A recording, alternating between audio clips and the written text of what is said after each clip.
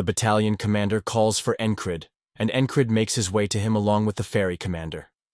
He soon reaches the place where Marcus is standing along with his tea, and a gentle wind blows at the place.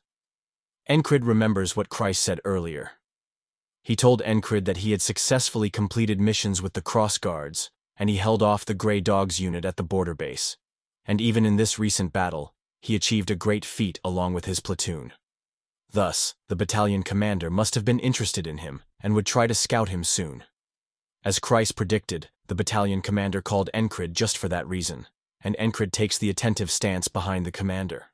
Marcus casually sips his tea, and asks Encrid if he likes tea as well. He offers him a cup of tea, but Encrid replies that he's fine. Marcus places his cup, and says that he must have been busy since the morning due to the camp relocation. This means he wouldn't have called him here for no reason. Encrid replies that he has free time. He didn't have to pack anything, as other soldiers were doing it because he said so. Marcus chuckles and asks if he's capable of flattery as well. Encrid replies that he's just stating facts here. Marcus becomes a bit serious, and gets to the point. He tells Encrid that he has made a lot of contributions in the battle. Encrid looks at the ferry commander and sees her listening to the commander. He thinks that Marcus called her here so that he can scout him officially. This basically means that his transfer would be done smoothly, and without any complications. Marcus sees Encrid to be completely calm, and deduces that Encrid must know that he's interested in him. Encrid replies that he already knows about that fact. Marcus asks if that's the case, then what would his answer be then? Encrid remains serious and says he will refuse the offer. Marcus places his hand on his chin and says that he's well aware that he has refused many proposals from other company commanders. But he should also know that his proposal carries a different weight to it. Encrid becomes more serious and says he has a dream. As Encrid was narrating his stuff, the light shines from the cliff. Under the morning light, Marcus asks what dream he has. As the light shines on Encrid's face and the wind blows in the field, Encrid says that he wants to become a knight. Such marvel, charisma, and an ambitious dream leave Marcus surprised. He thinks that a person with a dream is truly a splendid thing. He, too, had a dream at Encrid's age. It was the time when he trained to become a swordsman for the royal family. But as the time passed, he gradually came to terms with reality. And now, he's just living a dull life, settling for the present. He thinks that forgetting one's dream and remaining stagnant will only become a shackle to those who are moving forward on their own. He believes he's not qualified to lead such people with big ambitions. Marcus waves at Encrid and takes back his offer in a polite manner. Encrid also bows in respect and thanks him for understanding his feelings. He then departs from the place like a true Sigma male, leaving Marcus and the ferry commander behind. Marcus asks the ferry commander if she thinks that Encrid will become a knight. She replies that she doesn't know about that. It depends on Encrid himself. Marcus looks in the other direction and says that being overly honest is both a strength and a weakness of the fairies. Marcus walks toward the sun and thinks that becoming a knight is a challenging goal, and he respects Encrid for having that dream. Marcus himself feels inspired by Encrid, and thinks that he'll also try moving towards something new. Their kingdom, now Lilia, is centralized. The nobles hold tremendous power, and thus aristocratic faction is now dominant. He was also once part of that aristocratic faction. He looks at the envelope and thinks that he too had a dream once, which he had forgotten long before. He wants to revisit that dream now. Later on, the camp relocation gets a green light, and the Norelia army moves further into the enemy territory. Their camp relocation started at dawn and ended by sunset.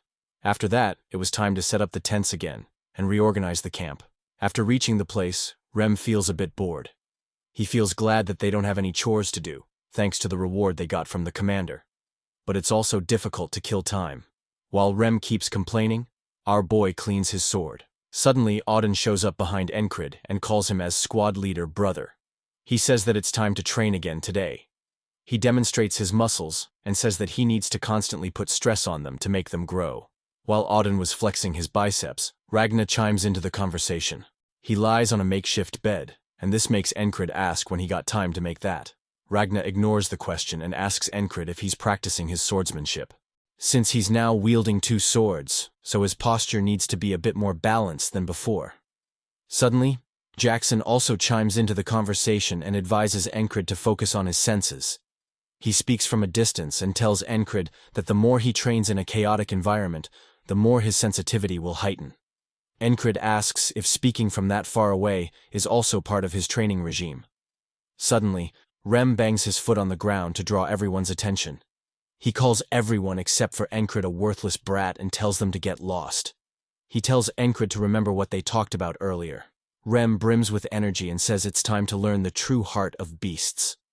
Suddenly, the fairy commander comes to the madman squad and interrupts Rem's speech. She says that they need to set up tents over here, and they are blocking the way. Literally, these guys are chilling as if they are at a beach, and other soldiers are terrified to even approach them. The fairy commander gets pissed off and says they are interfering with the construction of the camp. She tells them to F off. After receiving such kind-hearted words from the commander, the squad's mood becomes gloomy. Rem once again begins his complaining and blames Auden for not lying low. Auden also taunts Rem, saying that avoiding responsibility also happens to be a specialty of his. A heated exchange takes place between Rem and Auden, and they begin fighting. Andrew and his friend look at them fighting like babies and wonder why they are being treated like this. They didn't do anything wrong in the first place. Andrew says that the company commander handles the squad well, just like Encrid. Ahead of Andrew, Christ says that it was obvious because the fairy commander is just as crazy as the others. Andrew asks if the fairy commander is their superior or not. Andrew's friend tells him to let some things be like this. They shouldn't get involved more in this madman business. Christ walks forward and approaches a destroyed enemy tent. He feels something odd about this tent placement, as if it shouldn't be like this. He lifts up the tent and inspects the ground. He finds something unusual on the ground that piques his interest. Encrid wonders what Christ is doing and asks about it. Christ says that when a soldier goes to a battlefield, they tend to hide one or two valuables. In this case, the owner must have meddled with this tent while escaping to hide something. Encrid asks how he's so sure that there's something hidden here. Christ says that it's simple. If he thinks a bit deeply about it, then he would be able to find the answer. Christ tries to put himself in the enemy's shoes and guesses where they would have hidden something.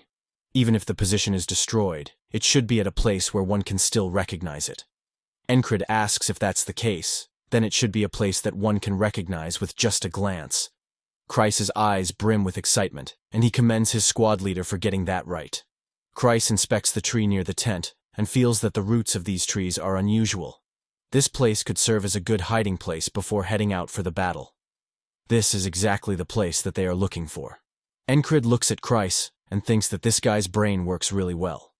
Even on the battlefield, he was able to grasp the overall situation very quickly. He's skilled at predicting what will happen. When he asked Christ how he developed this skill, he said he awakened it as a survival instinct. With more practice, he would be able to surpass even the brilliant strategists. However, instead of becoming a master tactician, their Christ wants to open a salon for ladies. On the other hand, Christ remains focused on digging the field in the hope of finding some money. After some digging, Christ finds a map instead of money, and he wonders what this is. His eyes widen in shock, and he exclaims how a precious map could end up here. Rem also comes to the scene and says Christ seems quite excited on his own. He asks Christ if they have time to do such things right now. Encrid looks at the sky and thinks that there's still some time before nightfall, and until the barracks are fully set up, they will have to kill time.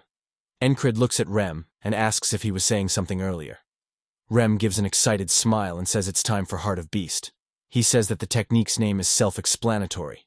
This technique gives him monstrous strength that surpasses human limits. It's a secret technique that he has developed, and it overloads the heart. If he does it wrong, then he could die. Encrid gives a broad grin and tells Rem not to worry about that. Even death won't be able to stop him. Our boy once again surprises Rem, and he thinks their squad leader is like a beast eyeing its prey. A beast that is filled with insatiable greed. Rem feels delighted and says this is why he can't help but have high expectations for him. Rem takes hold of Encrid's hand and places it on his chest. He says that they will give this technique a try. Rem gives a sinister smile and says they should burst their heart together and die. Encrid also gives a grin and says, "Damn right."